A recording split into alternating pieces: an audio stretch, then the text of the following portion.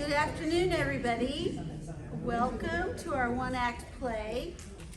I'm Jenny Derringer, president of the Writers Alliance of Gainesville.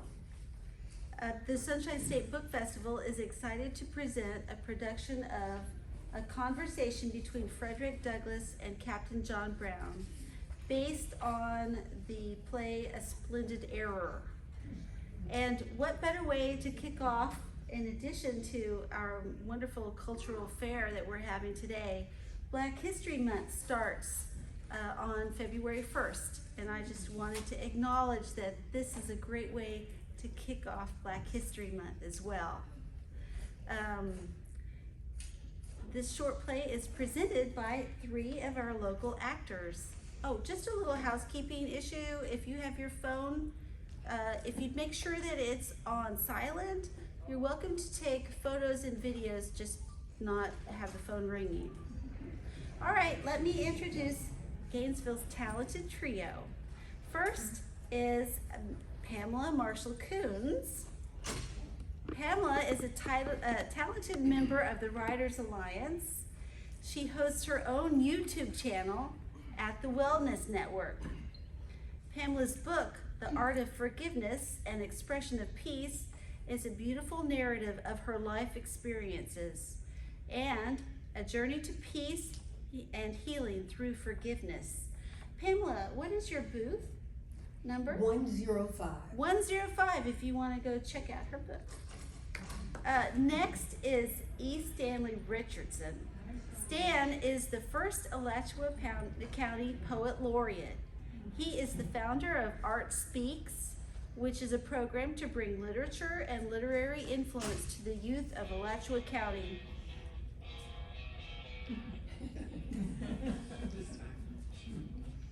He is the director of the Alachua County North Central Florida Youth Poet Laureate Program in partnership with the National Youth Poet Laureate Program, Urban Word NYC, and Alachua County, Florida. He has an award-winning chapbook of poetry that I've heard and I also own, which is it is really genius. Hip Hop is Dead. Long live hip hop, the birth, death, and resurrection of hip hop activism. So I don't think Stanley has a booth, do you? No, I don't. No, he doesn't. But if you ever get to listen to him speak, then he's a must. Third, we have another truly accomplished Writers Alliance member, Shamrock McShane. He is noted as one of Gainesville's finest actors. Did you know that? He is a director and a playwright. He also has written a book based on his 30 years as an English teacher in the public school system. His book is titled Hall of Fools. And where can people purchase your book? It's on Amazon. It's on Amazon, so under Shamrock McShane. Yes. Mm-hmm. So let's give our actors a round of applause.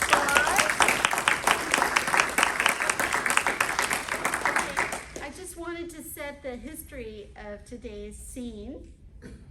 This production centers on the friendship between 2 American abolitionists and their contrasting approach to freeing the enslaved during the 1800s.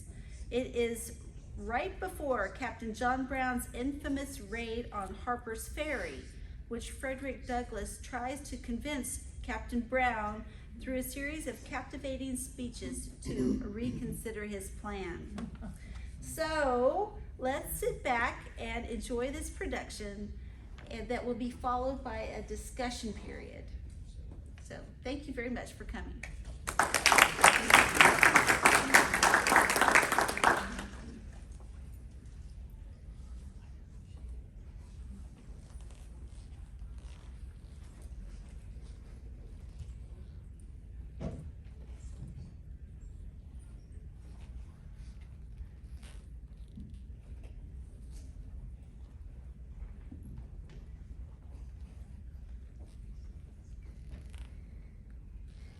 In a career that moved from obscure slave to minister to Haiti, Frederick Douglass reflected in his life the principles he espoused as leading spokesman for Black Americans in the second half of the 19th century.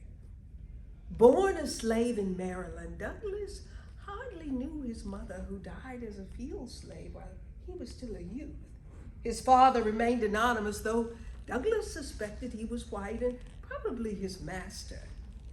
Sold to work in Baltimore, Douglas learned to read and write and became an expert caulker in the shipyards. On his second try, he succeeded in escaping to freedom, married Annie Murray, who was herself free, and had encouraged Douglas, "Run away and set up house in New Bedford, Massachusetts." However, the white shipyard workers refused to work with the black, and Douglas had to find other menial jobs to exist. After giving an impromptu address at an abolitionist meeting when he described his experience as a slave, Douglas was invited to become a regular platform speaker on behalf of the Massachusetts Anti-Slavery Society. Within a short while, he was held to be one of their prize speakers, so much so that those who heard him started to question, was he ever a slave? To allay those doubts, Douglas wrote and published in 1845 the first of 3 autobiographies. It was a bestseller, promptly exposing Douglas, now a public figure, to the risk of being captured by his former master. As a prudent measure, Douglas left the United States to carry his message of reform abroad. This turned out to be a triumphant tour of 2 years. The friends he made raised money to purchase his freedom, and they gave him the financial backing to start a newspaper upon his return to America. Coming home, Douglas moved his family to a new location in Rochester, New York, which became a way station on the Underground Railroad. In addition to his abolitionist stance, Douglas was now able to speak out against job inequalities and other injustices suffered by blacks in the North. He condemned any form of color prejudice and often made himself a target by going into public places where blacks were denied access. On the other hand, he continually encouraged blacks to observe the virtues of industry, thrift, honesty, and sobriety as necessary for their development. Though he believed in political reform to bring about changes, he was not averse to violence when it was justified. Of the Fugitive Slave Bill of 1850 that allowed alleged runaways to be kidnapped, returned to slavery without the right of testimony or trial by jury, he once wrote that the true remedy to the Fugitive Slave Bill is a good revolver, a steady hand, and a determination to shoot down any man attempting to kidnap. When the Civil War broke out in 1861, Douglas called on President Lincoln, "Free the slaves and recruit the black freedmen into the Union Army." His advice was ignored until the military situation was so deteriorated that Lincoln proclaimed emancipation and welcomed the blacks into the armed forces. After the war, Douglas returned to the lecture platform, speaking out on issues such as voting rights for blacks. Douglas, a Republican, was first appointed to Marshal, then Recorder of Deeds for the District of Columbia. Some years later, he was named Resident Minister and Consul General to the Republic of Haiti. These federal appointments did not, however, constrain this fearless fighter from speaking out on all injustices he saw as prejudicial to his race.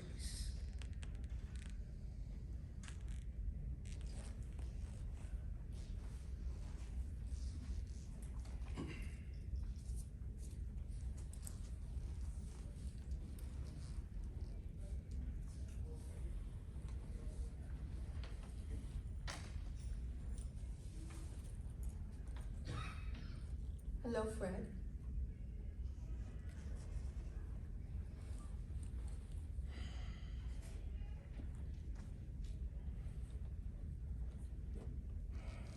How's that speech going? I'm still working on it. Standing with God and the crushed and bleeding slave on this occasion, I will, in the name of humanity, which is outraged, in the name of liberty, which is fettered, in the name of the Constitution and the Bible, which are disregarded and trampled upon, dare to call and question and to denounce with all the emphasis I can command everything that serves to perpetuate slavery. The great sin and shame of America. I will not equivocate. I will not excuse. I will use the severest language I can command, and yet not one word shall escape me that any man whose judgment is not blinded by prejudice or who is not at heart a slave holder shall confess to be right and just. For the present, it is enough to affirm the equal manhood of the Negro race. It is not astonishing that while we are plowing and planting and reaping, using all kinds of mechanical tools, erecting houses, constructing bridges, building ships, working in metals of brass, iron, copper, silver, and gold. While we are reading, writing, ciphering, acting as clerks, merchants, secretaries, having among us lawyers, doctors, ministers, poets, authors, editors, orators, doctors, and teachers, that while we are engaged in all manner of enterprise common to other men, digging gold in California, capturing the great whale in the Pacific, feeding sheep and cattle on a hillside, living, moving, acting, thinking, planning, living in families as husbands, wives, children, and above all, confessing and worshiping the Christian's God and looking hopefully for life and immortality beyond the grave. We are called upon to prove that we are men. Would you have me argue that man is entitled to liberty? That he is the rightful owner of his own body? You have already declared it. Must I argue the wrongfulness of slavery? Is that a question for Republicans? Is that a question for Democrats? Is it to be settled by the rules of logic and argumentation as a matter beset with great difficulty, involving a doubtful application of the principle of justice, hard to be understood?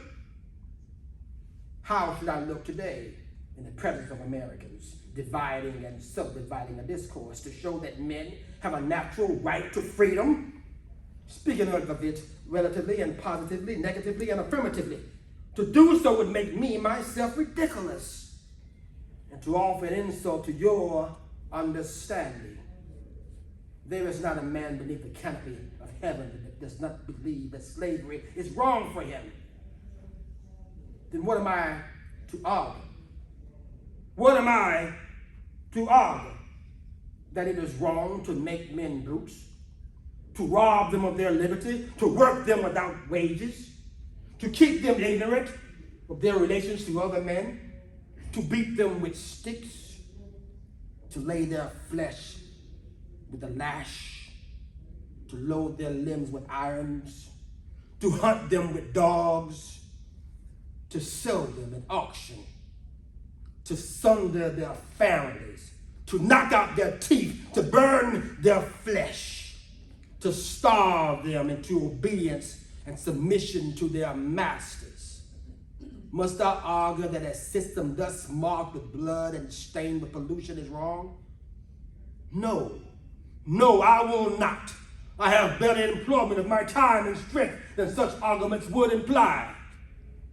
What then remains to be argued? Is it that slavery is not divine? That God did not establish it? That our doctors of divinity are mistaken? There is blasphemy in the thought. That which is human cannot be divine. That which is inhuman cannot be divine. Who can reason on such proposition? They that can may. I cannot. The time for such argument is past. At a time like this, scorching irony, not convincing argument is needed. Oh, if I had the ability and could reach the nation's ear, I would today pour out a fiery stream of biting ridicule and blasting reproach, withering sarcasm and stern rebuke. For it is not light that is needed, but thunder, but fire. It's not the gentle shower, but thunder. We need the storm, the whirlwind, the earthquake. The feeling of the nation must be roused. The propriety of the nation must be startled. The hypocrisy of the nation must be exposed. And its crimes against God and man must be proclaimed and denounced. So what is today? What to the American slave is your 4th of July?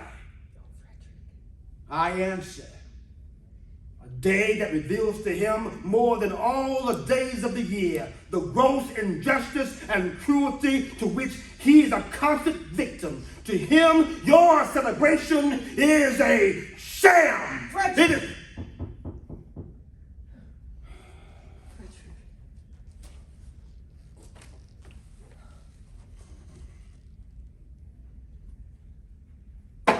Who is it? Oh, good evening, Mrs. Douglas. Mr. Douglas. Come in, come in. You're looking well, Frederick. Well, bless my soul, it's Captain Brown. John! But that beard, you always clean shaven, and these clothes. Why, if it hadn't been for your voice, I never would have recognized you. You are looking well, Frederick. Well, John, so are you. Well, only. Just sit down, John. Sit down. How did you manage to get through? Well, there's an alarm out for you in 7 states. I have my means, Frederick. I have means. Well, we've had no word of you for months.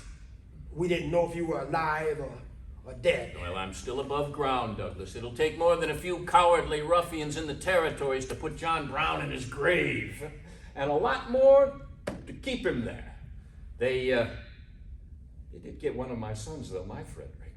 Oh, no. Yes, they shot him down, not far from Osamotomy one night. Oh, Mary's nursing him back to health. Owen, the big one. But he's paralyzed from the waist down. Oh, my God. And you, John? Are you well? I've been a little tired, but I'm gathering strength to go on with the work. To go on, but John, Kansas is won. I mean, surely now you can rest. While you've done what no other man's been able to do. You've stopped the slave power dead in its tracks. Not quite, Douglas, not quite. Try as we might, the Free Soil Constitution adopted in Kansas says nothing about the emancipation of slaves. It offers sanctuary to not a single black soul. I must get back to my true work, to free enslaved black folk, and not further waste my energies and resources on political partridges like Kansas. That's why I'm here. Yes? I shall want you to put me up for a time, Frederick. Well, John, Several weeks, perhaps, a month. Well, John, you know my house is always yours. Good. I knew I could count on you. Now, I will pay for my accommodations. Oh, No. I insist. I will not stay with you unless No, I can John. contribute John. my share to the household expenses. John. Now, what shall it be? No, John. Come, Douglas, be practical. Oh, well, if you insist, well, shall we say $3 a week for room and board? Not a penny more. Now, you are my guest. All right, settled then, for the first week. Well, you are now a member of the Douglas household in good financial standing. Good. Oh, one more thing. While I'm here, I wish to be known in public only as Nelson Hawkins. Huh? I want John Brown thought to be still in the territories, though Kansas is won. Still, there's a price on my head. Some ambitious young scamp might be enterprising enough to take up on it. Well, I shall turn you in at once. As you wish, John, as you wish. I shall inform the entire household this evening at supper. All right. Well, now's as good a time as any. All the time I was in Kansas, Douglas, I've been thinking, planning, praying over this thing. Kansas was but an interlude, an opening skirmish, but it's given me a hard core of trusted men who will follow me anywhere, baptized in fire. Now the time has come to carry the war into Africa itself, into the very heart of the Southland. Here's a map of the states, from New Hampshire to Florida, Maryland to Missouri. Now, here are the Allegheny Mountains, sweeping from the north clear through to Alabama. Do they portend anything to you? I don't quite know what you mean, John. Well, they form more or less a natural chain from north to south. Exactly. These mountains are the basis of my plan, Douglas. I believe these ranges to be God-given. Placed there from the beginning of time by some divine prearrangement for but a single purpose, the emancipation of the slaves. Well, go on. Explain. All right, look here. The Blue Ridge Mountains of Virginia. Now, these ranges are full of natural forts, where one man for defense would be equal to 100 for attack. Now, I know these ranges well. My plan, then, is to take a force of men into the Virginia hills, and there I will post them in squads of 5 along a line of 25 miles. Now, once these have been properly schooled and drilled in the arts of mountain warfare, it will then be possible to steal down to the plantations and run off slaves in large numbers. Think of it, Douglas. Think of the consternation among the Virginia slaveholders when they see their slaves disappearing into the hills. Yes, I can imagine. Not only for the good of delivering these people from their bondage, though that is, of course, the paramount end, but the prospect of valuable property disappearing in the middle of the night. Here, Douglas, we attack the slave system at its core, and that is its pocketbook. You and I both know eloquent appeals to men's emotions, their sense of justice and fair play have little effect if the evil you would have them discard is the means of their bread and syrup. They would turn a deaf ear to God himself. But once you remove the means by which they gain their filthy dollars, they will desert it, as if in fear of plague, and turn their attention to other means to furnish their tables. Yes, John, there is much truth in what you say. But suppose you succeed in running off a few slaves. Now, what is to prevent them from selling their slaves farther south? Now that in itself would be a show of weakness. Besides, we would follow them up. Virginia would be only the beginning. But John, they would employ bloodhounds to hunt you out in the mountains. Yeah, that they might attempt, but we would whoop them. And once we have whooped one squad, they would be careful how they pursued again. I see, and the slaves themselves. Well, what becomes of them once you've liberated them from their bonds? We would retain the brave and the strong. Send the rest north into Canada by way of the Underground Railroad. You're part of that operation, Douglas. I'm counting on you for suggestions along that line. But yes, John, but wouldn't it take years to to free any appreciable number of slaves this way? Indeed not. Each month our line of fortresses will extend further southward. Tennessee, Georgia, Alabama, Mississippi, to the Delta. The slaves will free themselves. And the ones you retain here in the mountains. Now, how do you propose to support this growing band of troops? We shall subside upon the enemy. This is war, Douglas. And I believe the slave has the right to anything necessary to obtain his freedom. Now, John, if you were surrounded, cut off, now if this is war, then you must not underestimate your enemy. True. But I doubt we could ever be surprised in the mountains so that we could not be able to cut our way out. Perhaps. But still, if the worst were to come, Then let it come. At least we will have been doing something. Action. Action is the basis of reform. And long ago, Douglas, I promised my God, I have no better use for the means, the energy, or the life he gave me than to lay them down in the cause of the slaves. yes, John, in the past, you've proved that beyond any question. And you're with me, Douglas?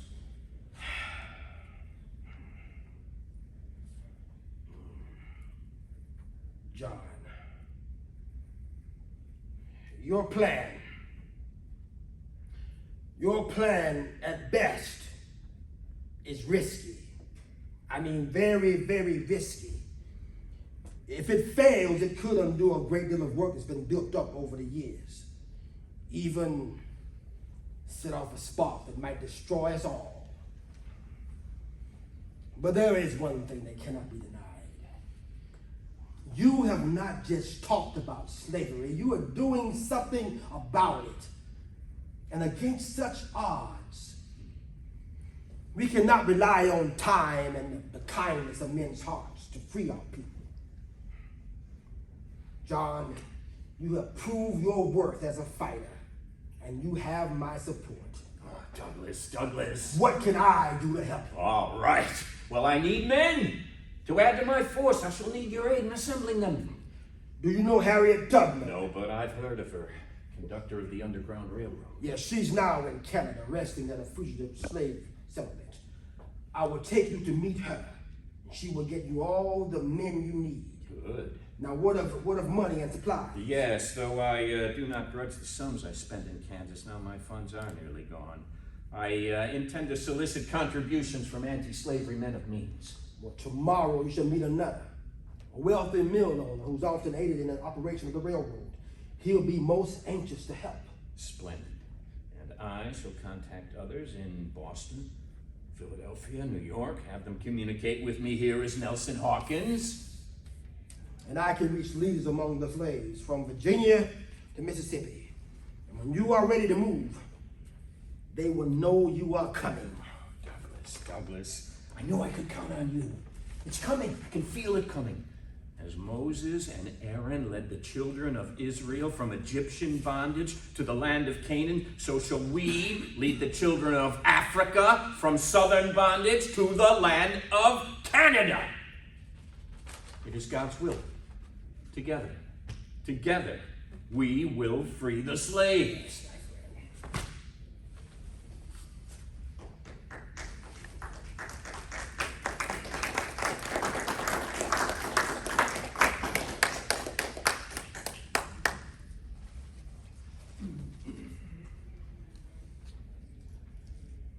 Douglas, who had been tacitly supporting John Brown in his raids against the slave-holding states, is suddenly confronted with a major dilemma. Can he side with Brown in the latter's plan to seize the federal arsenal at Harper's Ferry, West Virginia, apart from the possibility that the plan could fail?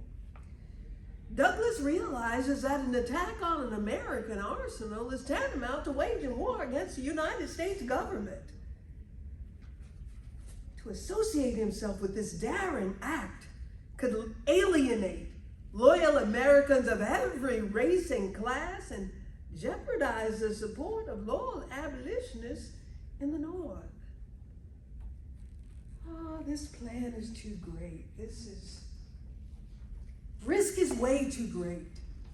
He must renounce any part in this attack.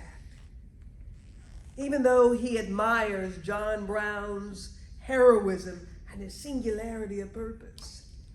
After all, John Brown is white. He and his sons have dedicated their lives to eradicating this pernicious slave system. Their cause transcended race. It was a war against evil.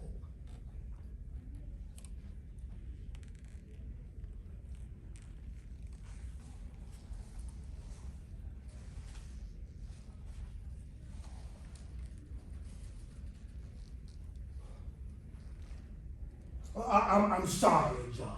It's all right, Frederick. You told me how it would be.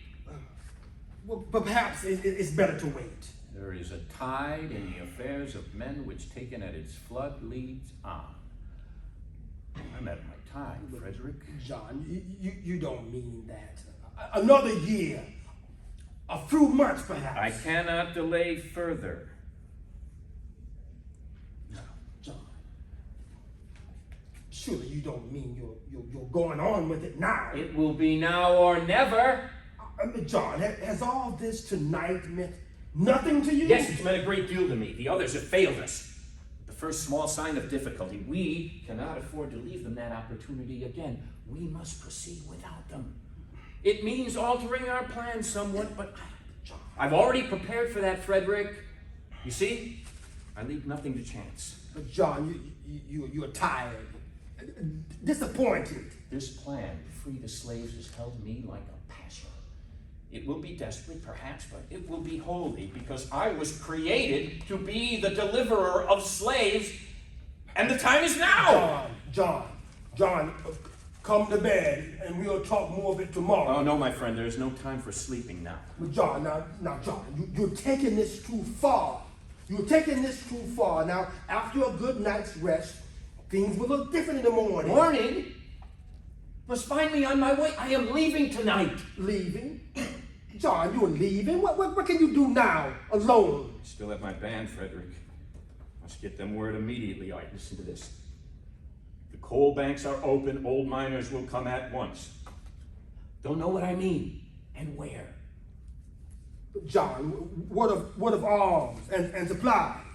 I already have enough cast away in a warehouse in Pennsylvania with which to begin. Once we reach Virginia, we'll live off the land. Now, as for arms, they'll be all we can use, just waiting for us at Harper's Ferry. And once we're there, we can begin our operations. John, wait a minute, John. Did you say Harper's Ferry? Yes. But John, there's a United States government arsenal at Harper's Ferry. Yes.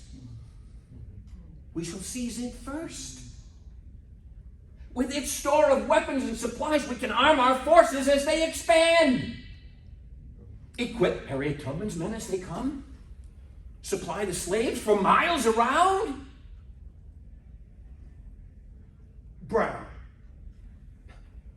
what are you thinking of? Can't you see it, Frederick? The word traveling from lip to lip. The slaves rallying to the cause. The mountain passes sealed with bullets. Liberty spreading southward like a trail of fire. John! The chains John, are dropping. you cannot do it, John. It's madness. The nation Madness, I tell you, free John. men rising from the muck of enslavement. John, do you know what you are saying? You must not even think of it. It is madness. It is insane. It is impossible. What? You must not do it. Are you going to must fail not me even then? think of it, John. You too, Douglas? John. I'm counting on you to help me. John. Are you going back on me too? John, sit down, John. Sit down. Sit down. Now, John, do you believe that I am your friend?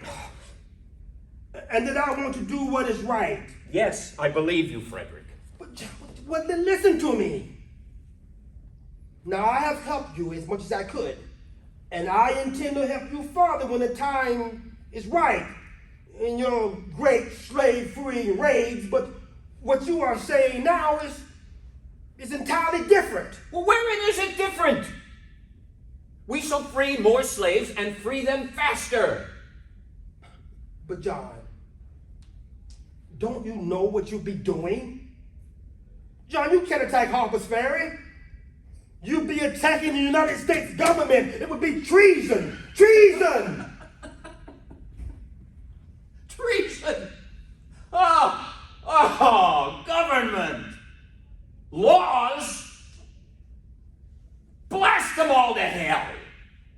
I answer you back, there is a higher law than all. I answer you back with humans and right. But John, we are living on earth.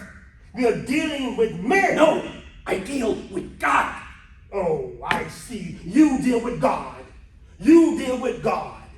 And is it God who counsels you to such rash, inopportune action? Is it God who calls you to dash away your talents and your usefulness in a single ill-considered stroke? And what of the slaves themselves? You want to help them, you say. But John, then why do the very thing that will harm them the most? Why bring the nation's anger down on them? John, you may defy the federal government, but they cannot. But we will rouse the nation behind them. It needs rousing. It is cursed. It's dying. It needs to be startled into action. But John, can't you see, John? By running off slaves from southern plantations, you attack the slave system without endangering retaliation from the whole nation. Yes, there will be many who will approve and come rousing to your support. But if you start by attacking Harper's Ferry, your blow is not against slavery itself. Your blow is against the whole nation and will bring down on your head and the slaves the panic and condemnation of thousands whose sentiment would otherwise be with you. I cannot concern myself with public opinion. Just now, action! Action is the only means for reform. You know that, Douglas. You said it yourself. Yes, John, yes, but must we have action? Any action at so great a price? Tell me, John, is there ever any justification for such unprovoked violence, even in the pursuit of a righteous cause? Yes, by God, I believe there is. If we cannot purge the nation of this curse with words, then it must be with weapons. This is war, I tell you, and in war there must often be sacrifices made to expediency. Careful, John, careful. Think now of what you say.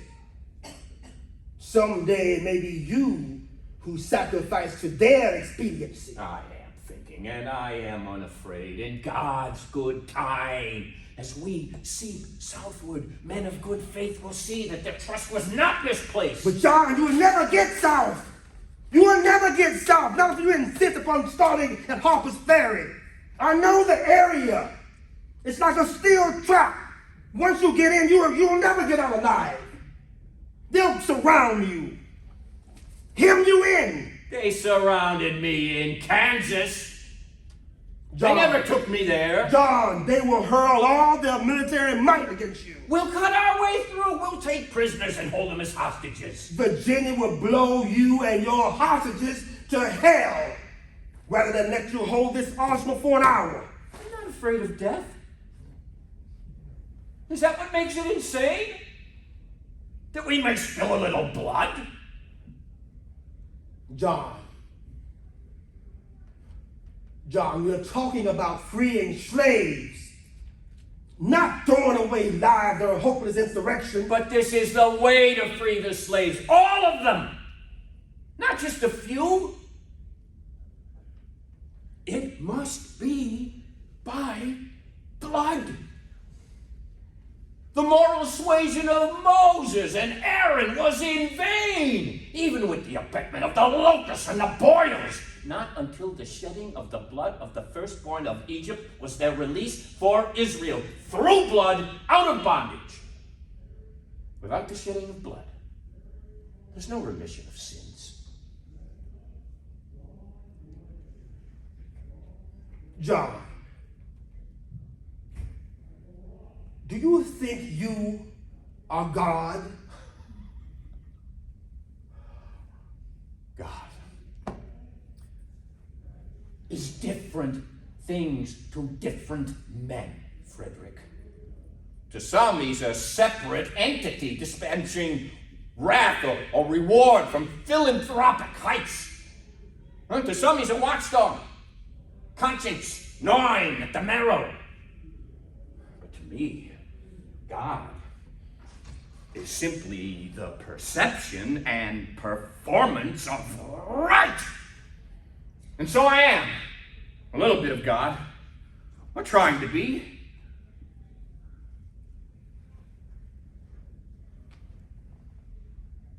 I cannot argue with you any further, John Brown. I see I cannot hope to change your mind. Then you're coming with me. No, John, I cannot. Come with us, Frederick. I need you.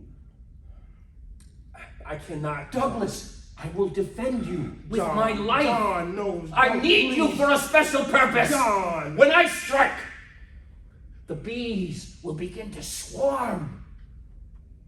I shall need you to help me hive them. But John, you have changed your plan. I cannot go with you now. Will you fail me then? Will you fail your people? John. Are you so far removed that you no longer care? John, no, stop, John. Have you carried the scars upon your back John, into no. high places Don't, so John. long that you've forgotten the sting of the whip and the lash? John, don't. Now, that's not being fair. Or are you afraid to face a gun?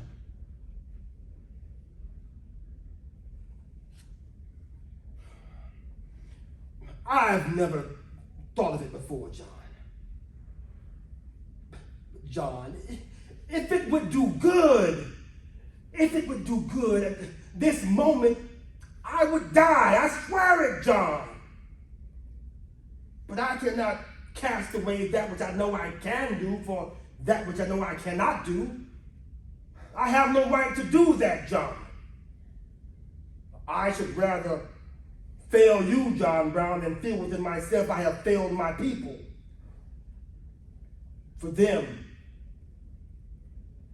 John, I believe it is my duty to live, to stay alive, and fight in ways I know can succeed.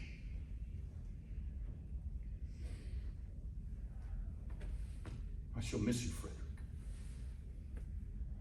Take care, my friend.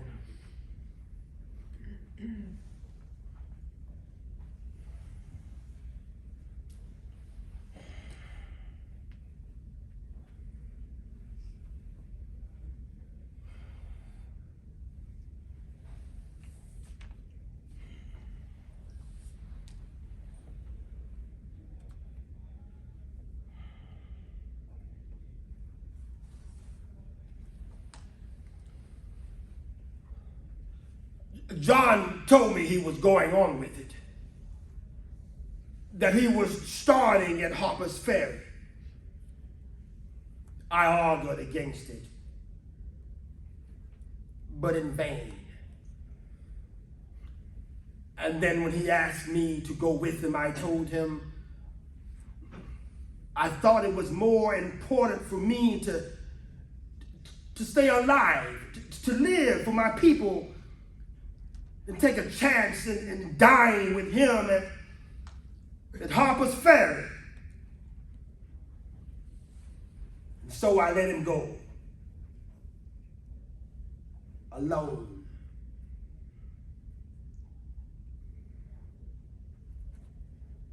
I have discovered that it is possible for a man to make a right decision and then be tormented in his spirit for the rest of his life because he did not make the wrong one. There are times when the soul's need to unite with men in splendid error tangles agonizingly with cold wisdom and judgment.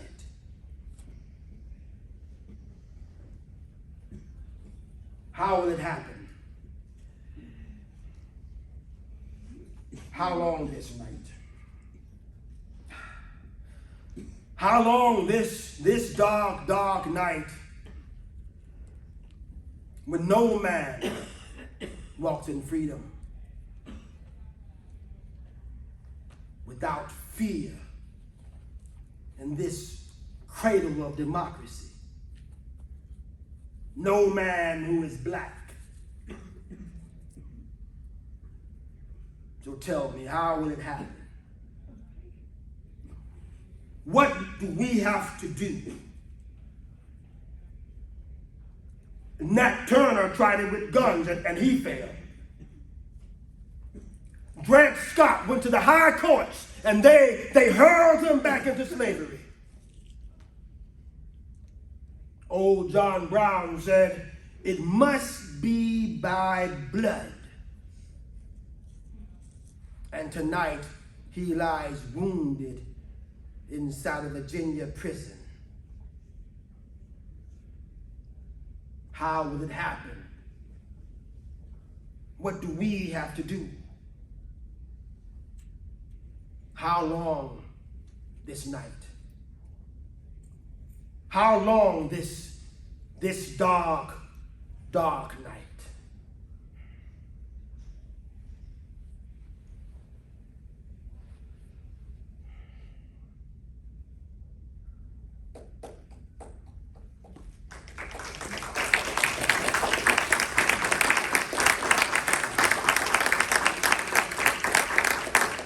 All right.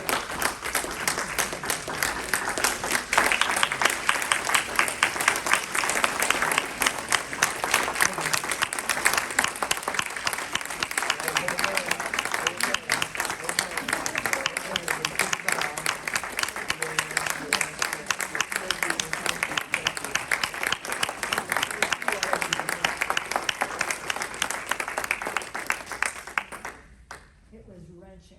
That was fabulous. Oh, really? Um, So glad you enjoyed it. Does anybody have any questions for Frederick Douglass or Mrs. Douglass or John Brown? I just have a quick comment. I admire how much you all look like your journalists. I know, I can't imagine Frederick or John Brown being any better in person. I think you would be disappointed. Frederick Douglass evidently was intense and passionate and could go on for hours and people would be mesmerized. Do you have? Certainly mesmerized us, all three of you. Did you see him in person? You saw Just film? last week. Phil, I know he's still doing great things. According to some people, yes. He actually is. Yeah. Frederick Douglass is still doing great. Yes. he Yes, is. yes. There's a I think it's on. My wife is telling me to speak up. You saw I moved that plant.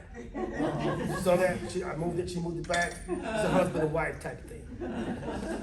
But I was trying to give myself something to do after. there's I can't remember what, maybe Hulu or one of the streaming, maybe Netflix. It's like the 5 speeches of Frederick Douglass or something Oh, like yeah, that. okay. Yeah. It's on I think it's on Netflix. You check it out. Okay, well, everybody, let's please give our actors one more round of applause. No questions? We did this, where were we, in Lake City at, Yeah, we did a talk back in Lake City. and they acted like we were actually The people. the people. They had some questions like, how many times was I whipped?